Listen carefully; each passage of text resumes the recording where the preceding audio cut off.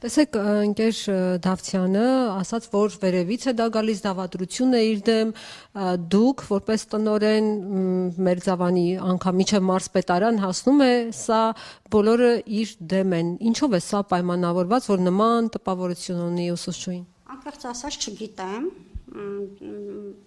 ես վստահ կարող եմ ասել, որ իր խոսքերով վերևներ, ղեկավարներ, չկա նման բան,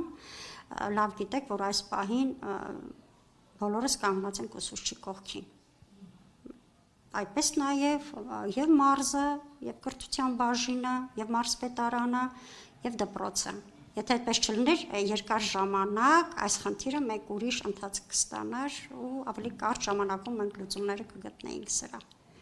Իսկ նախարարություն փորձել է կահազանգել, թող գային տեսնեին այս իրավիճակը։ Չէ, դպրոցի կողմից ահազանգ չի եղել նախարարություն։ Չի եղել։ Փորձել եք ներքին կարգով ձեր հարցերը լուծել։ Այո, ներքին մեր ընդհանուր եւ կոլեկտիվի եւ կրթության բաժնի աշխատանքային տեսչության հետ, կրթության տեսչության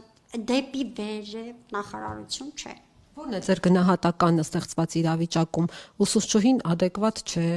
ուսուցչուհին իր տեղում չի հայտնվել, ինչ գնահատական ունի։ Դժվար հարց եք տալիս, ես ինձ իրավասու չեմ համարում ուսուցչին այդ բառերը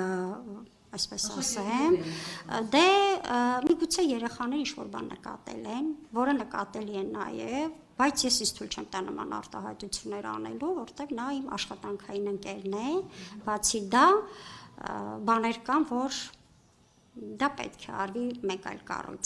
կառույցի կողմից կամ։ Այսինքն դուք տեսնում եք, որ խնդիր կա դպրոցի ներսում, բայց սպասում եք, որ ուրիշ ձեր